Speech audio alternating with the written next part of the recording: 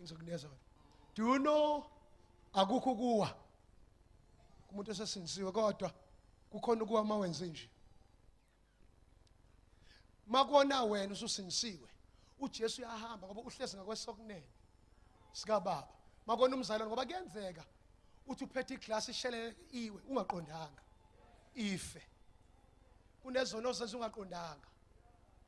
Siyona ngokucabanga nangokubuka nangokudlinza nangokukhuluma.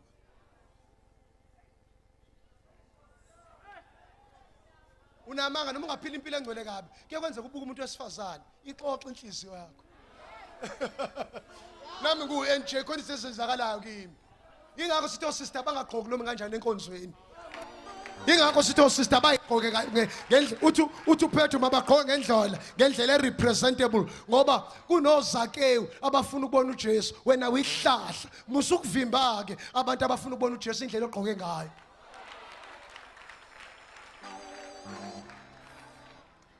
Indoda iweek emehlweni kodwa umuntu wesifazane uweek endlebeni. Ingakho ungafune one word olukhuluma nomuntu wesifazane it becomes a book. Igama elodwa olitshela umuntu wesifazane ebusuku meselela liba incwadi. Sisuka emehlweni Umemizidlo emvakaloko izezo Lakutheka imandla ugqoke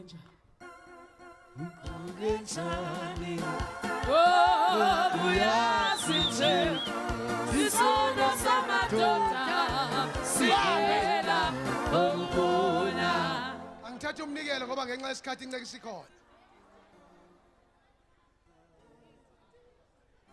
Indoda iwiki kuphi? Usister uwiki kuphi? Awuvumuhle sister ngathi ilanga lasebusika ngiyabonga. Hey sis man yaziwe ungishaya ding dong. Usisi mayeselele inhliziyo wesifazane ifana netop iyaspina mayeselele ubuyisa yonke uthi play back athi rewind okay ispin inhliziyo kanti wena ubuyidlalela.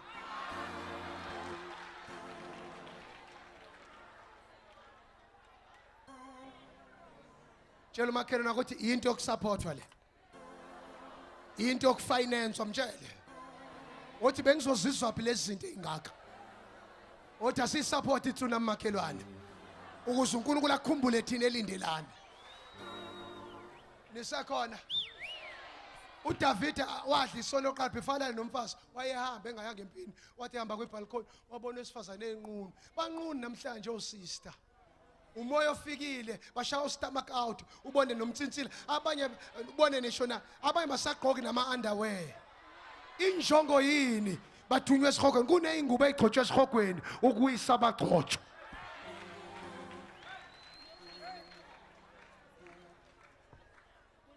uKek Franklin kade ekhuluma kwi-internet ethi bo sister ngendlela eAmerica okufetshwa ngayo ngendlela okufetshwa ngayo eAmerica idivorce ngayo uthi bo sister sicela ake nigqoke ngale ndlela ngoba kulimalekile phela ivangeli laseAmerica lithi uNkulunkulu anendaba nengaphandle unendaba ngaphakathi kodwa uthi uJesu akubona lokho umuntu okumngcolisa kakudlayo kodwa lokho akukhuluma ngoba kuvele kujuleni kwenhliziyo uthi niyobabona ngezithelo zabo indlela ogqoke ngayo ishi address yakho ekufesa iaddress ngayo.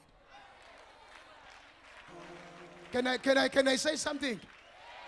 Incwadi yeZakha 7 ithi uthi wagqoka ingubo zesifebe engezona isifebe. Angiyeke ngizoshumayela lentshumayelo so that men are without excuse ngizoyishumayela before sivale. Ya ngizobe ngikhuluma ngalezo zinto. Wagqoka ingubo zesifebe engezona isifebe ngoba injongo yakhe ukuthi awise. Kunabantu amantombazana agcotshwe esihogweni ukuzothatha ugcobo kithi. Athi ngitshela bamba ngitshela into angikhuluma imkhuba.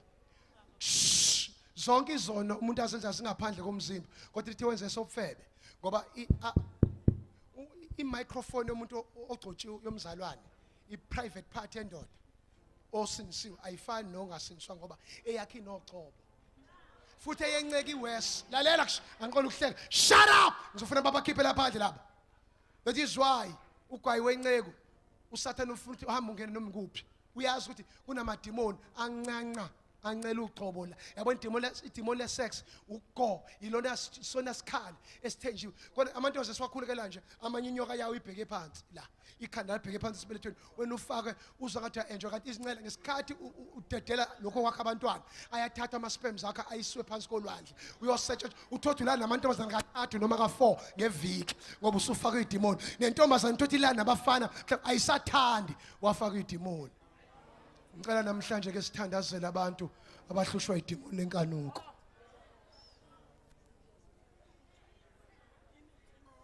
Mina ngibamba ama devil worship kakhulu ngiyayazi lento engikhuluma ngayo. Kwayinkathi ukuthi umile nje ukukhulekela abantu uthi omunye ayishayise kwena usisi ngesikhathi ayishayisa kwena kanti ukufaka amademon ofebe yingakho kufanele uze enkonzweni uthandazile ungayi kokhanselisha umuntu wesifazane ungathandazanga ngoba uzokuthetha indoda yami ayikwazi ukungenza embhedeni kanti sefaka amademon kufanele uqale ugcwale umlilo futhi ungakhanselisha abantu abashadile ungashadanga wena umfana.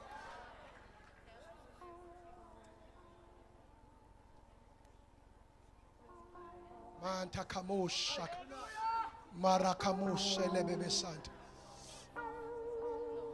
khona abantu besifazane abathunywe esihogweni abanye azokwisa mhlawumbe omunye usho ngempela into eyinkinga umyeni wakhe amenzi lutho futhi 2 ungalingi ukhansesha umuntu wesifazane uvala umnyango. Ngizokutshela yini omunye umfundisi oyepowerful weshumulisa waralihulela ngapha wase 5 ngisho lo mayise sekukhuluma kimi intombazane yazi ocela icounseling wavala umnyango umfundisi yathi intombazane lala nami mawungalali nami ngizomemeza ngithi uyangidlwengula inceke kaNkulunkulu yaphoqeka yalala namhlanje lo nceke ihomosexual musukuvala umnyango umuntu wesifazane uzomkhanselisha ngoba abanye banemission nje abanye ababona uSithole babona ichips njengoba ngimile nje Nkosi yami ethi Nkosi yami indlela kayislenda ngayo uportable mangase ngimthole nje empedeni eish ngikhuluma into engiyaziyo experience is the best teacher ethi omunye nje indlela kayiyo amehlakhe Nkosi yami indebe zakhe Nkosi yami iminwe yakhe Jesu yo mntanami uvaliwe uzipho mntanami uvaliwe uzipho mntanami uvaliwe uzipho mntanami uvaliwe uzipho. Wo uyablasisa uyahamba umnike lokho ushaka siphakamisa izandla zethu obana bathi sifuna ukuzwa lento kusasa ngiyeqhube kusasa lo ehlisa lo mfundisi walala nentombazana yathi nentombazana ungaphindi ushubela ngedemon ofebe thunywe esihogweni omunye umngane omsanda ukushona uShelembe wase Faith Mission yenze njalo naye umfundisi Shelembe yathi lala nami wathi okay mntanami before ngilale nawe ake ngibikele ubaba ukuthi wena ufuna lento wathi baba ngingathi baba kanti kuphuma umlilo awu Nkosi yami Jesus Christ my God my Jesus baba uthi lo mntwana ufuna lo mzimba ngani ngiyithempeli eligcine wathi eqeda isekho enye intombazane ngashumela eKokstad ngo2001 yawini lotho yathi baba uSithole mina ngatshela uSathane nje kade ngenza icovenant ngo1994 ngizophuma emaphoyiseni ngathi Thixo mina nginezingane ngaphandle kusho ukuthi uSathane kophi bathatha abasebenzisayo kumuntu P number 1 pride Sathane akafebanga waphakama 2 P number 2 penny imali akabamba ngabazwana 3 akusona isono ukudinga manje manje kodwa uthando la kuyithanda uyikhonze besithixo ubhuti wamayiza iqabula imali athi P number 3 petticoat ukuhambisana no W abaqala wine world women hamsana no F about 3 fame pride petticoat females penny finance ithi le ntombazane baba uSithole ngafunga ngathi uNkulunkulu sengishiye emaphoyiseni ngathi uSithole ngimthembi ngicela ukwenza njengoNoah wathi akangena emkhunjini wasithi mno lethi ikhiye ukuze ungabi nesiha senqonqozo omzala ngathi yambawo thatha ikhiye ukuze uma senqonqozo abantwana ethi awungizwise ngoba ngiyazi the day uGcobo ungathatha 10 years ulifuna kodwa uluze ngo3 minutes wesex